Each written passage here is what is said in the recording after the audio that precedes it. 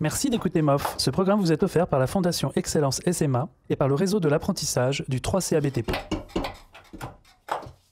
S'inscrire au concours meilleur ouvrier de France, c'est que ça a été un vrai défi parce que du coup, j'ai eu à la fois le développement de ma société à gérer et l'investissement dans le concours. Steve Vallet, 30 ans, a obtenu le titre de meilleur ouvrier de France dans les métiers du carrelage lors du 26e concours. 3 femmes vont le soutenir dans l'épreuve. Sa mère, sa compagne et Séverine Jean, une carreleuse, la première femme à obtenir le titre de meilleur ouvrier de France dans ce métier en 2011.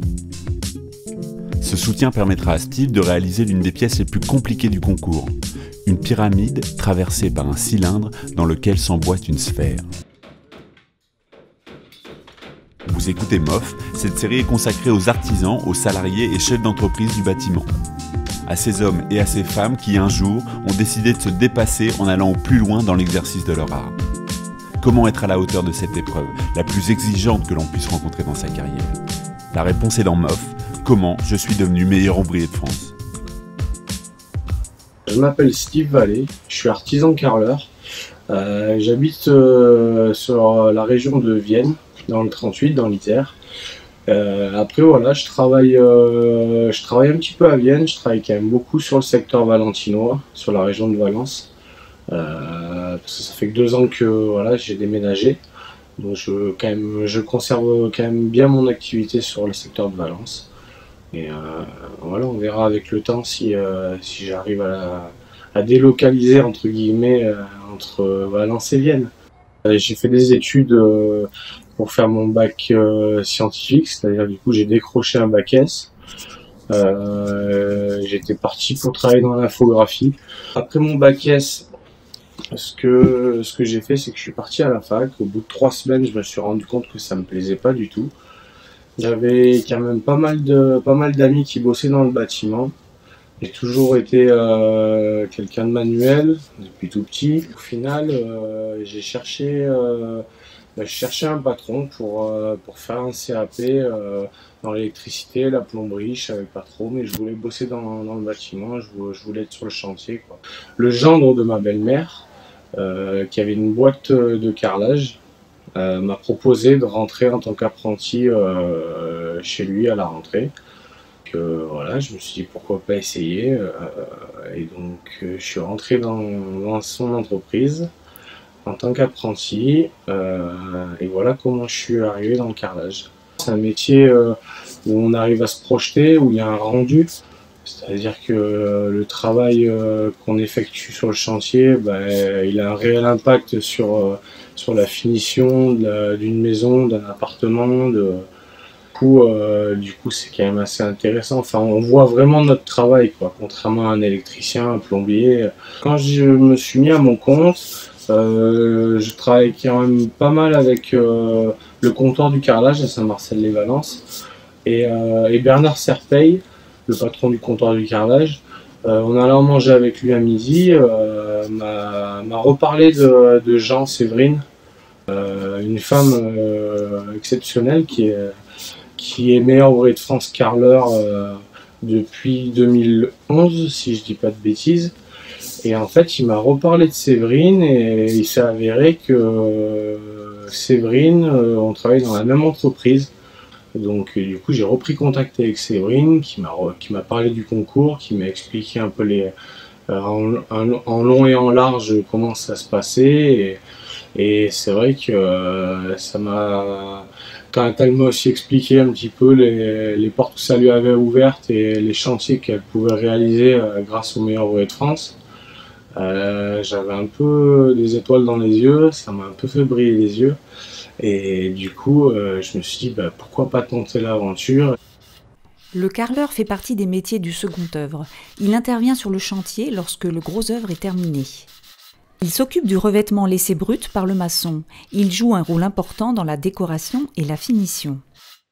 Quand je décide de me lancer, ça fait, si je dis pas de bêtises, ça doit faire entre 8 et 10 mois que je suis à mon compte. J'avais quand même pas mal de chantiers pour quelqu'un qui s'installe, mais on n'est pas encore débordé. Étant nouveau, du coup, on a plein de choses à gérer, on a plein de problèmes à résoudre, on se pose plein de questions.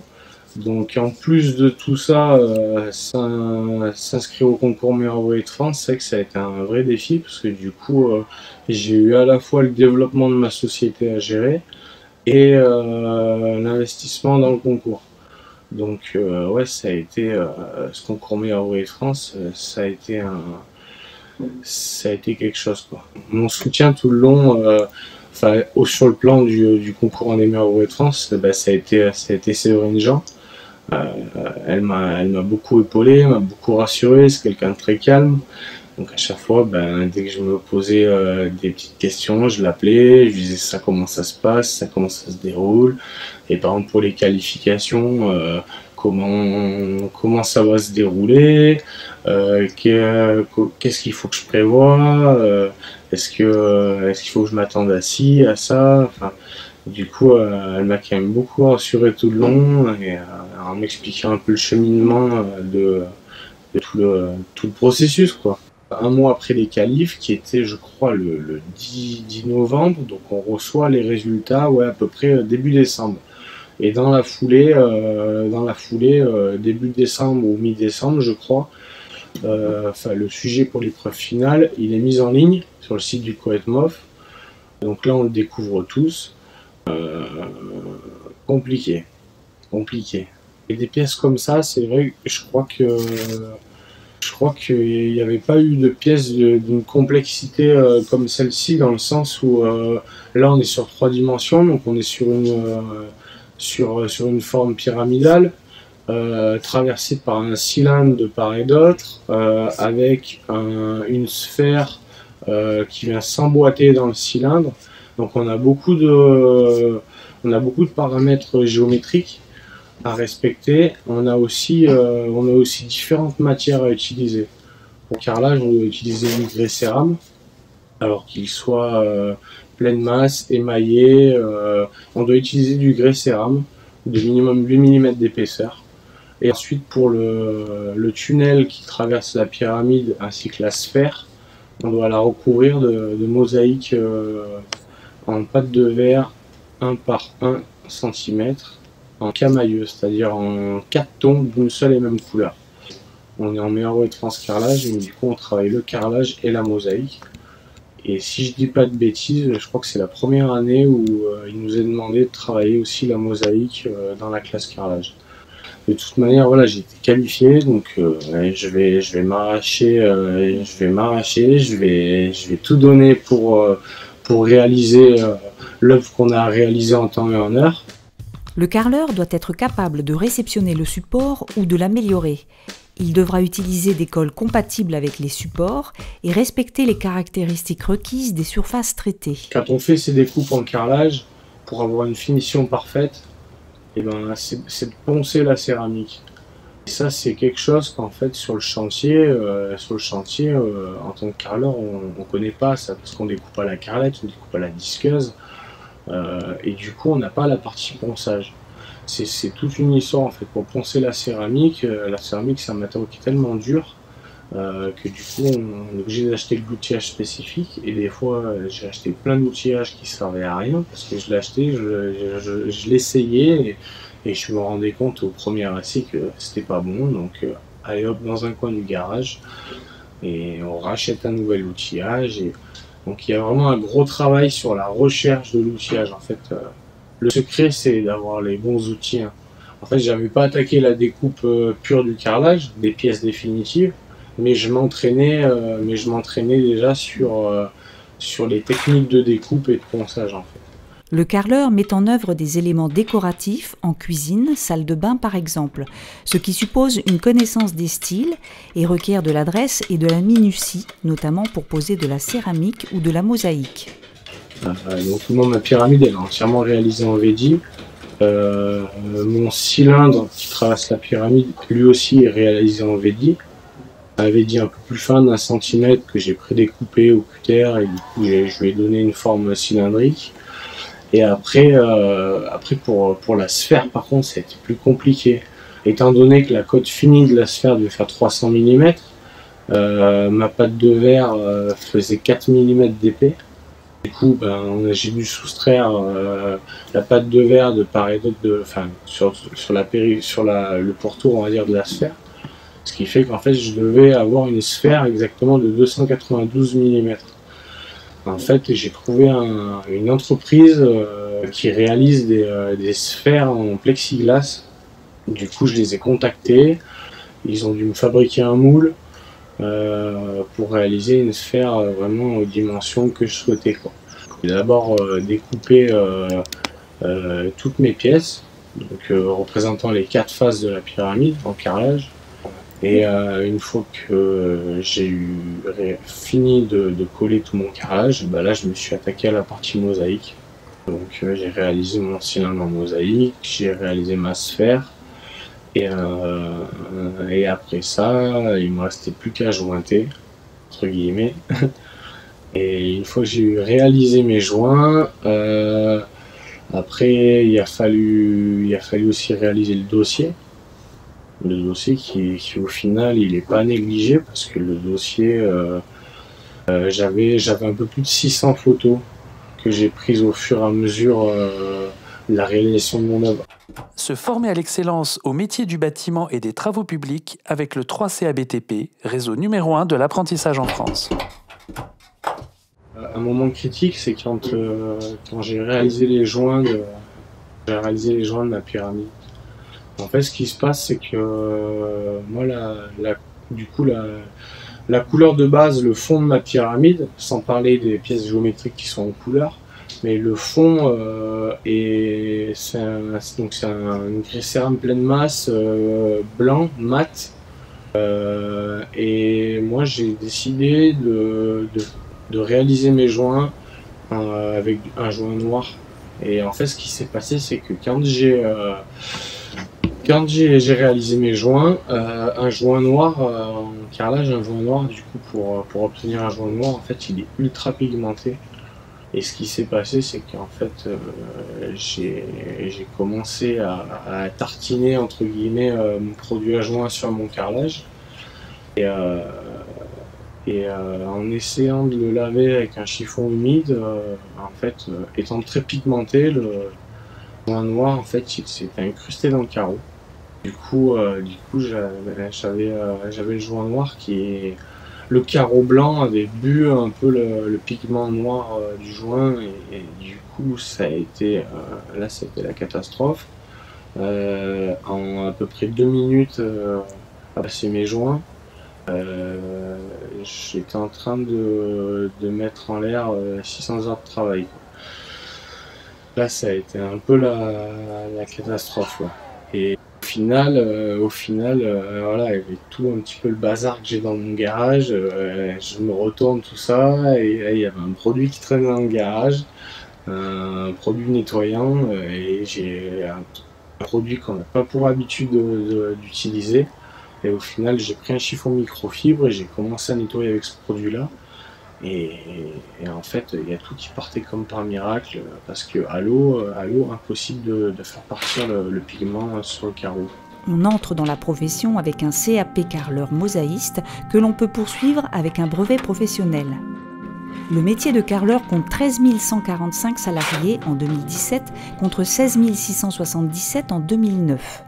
Quand je rentrais le soir, ouais, sans vous mentir, il y avait à peu près 3 soirs sur 4 où j'entrais à la maison, je bossais dessus, quoi. On part à 6h du matin de la maison, on arrive à 7h, 7h30 au chantier.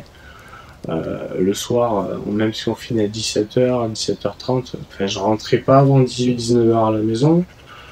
Je mangeais un petit bout sur le pouce, et puis là, je filais dans mon garage, et de 19-20h, je peux des fois, quand j'étais KO, je bossais jusqu'à 22-23h, mais quand j'étais un peu en forme, ça m'est arrivé de bosser jusqu'à minuit. Et voilà, et puis après à minuit, on va prendre la douche, on va se coucher, et on repart au boulot le lendemain, quoi. Déjà, j'ai ma femme qui m'a énormément soutenu, parce que elle a été aux premières loges du fait que je rentre, que j'aille bosser dans mon garage, pour le conjoint, c'est jamais évident. Moi, je pense que je me rends pas compte aussi de à quel point ça a été compliqué pour ma femme de vivre ça. Et voilà, non, qui m'a soutenu, voilà, j'ai ma femme et j'ai ma mère aussi qui m'a beaucoup soutenu à chaque fois. J'avais promis à ma femme de pas l'avoir embêté pendant, enfin même de pas lui avoir même infligé tout ça pendant un an et demi pour rien. Je lui avais promis que je le faisais pour décrocher un truc. Et la plus grosse de mes angoisses, c'était de monter à Paris, d'avoir un résultat négatif et de devoir annoncer à ma femme que je l'avais pas. Les carreleurs représentent 1,1% de l'effectif total des salariés du BTP, loin derrière les peintres qui sont 5 fois plus nombreux, avec près de 60 000 salariés. Quand il y a eu l'annonce des résultats, j'étais un peu sous le choc, on va dire. J'étais là, mais sans être là en fait, et je réalisais pas la chose. J'étais complètement ailleurs. Le plus important, c'est d'avoir décroché ce titre qui s'éclaire. J'espère m'ouvrira beaucoup de portes pour l'avenir.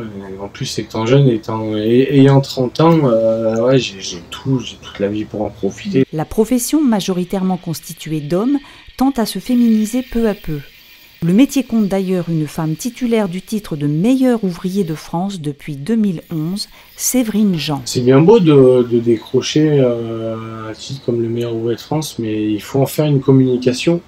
Parce que voilà, dans le carrelage, comme je vous disais tout à l'heure, on n'est pas dans les métiers de la pâtisserie, on n'est pas dans les métiers de bouche, dans la cuisine, dans la boulangerie, où c'est des métiers qui tout de suite sont renommés. Enfin, dans le carrelage, il faut quand même faire une bonne communication.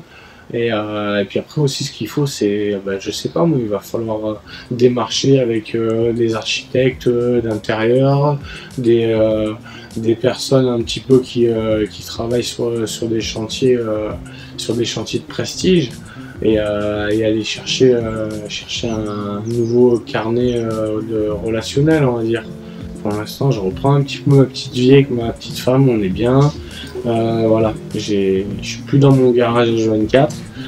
Mais ouais, après, il va falloir que je rebosse sur le logo de ma société, que j'aimerais bien me faire un joli petit site internet. Donc la communication, ça va venir gentiment. Il va falloir s'y atteler, mais et pour l'instant, je respire. Je respire. Merci d'écouter les récits du concours L'un des meilleurs ouvriers de France.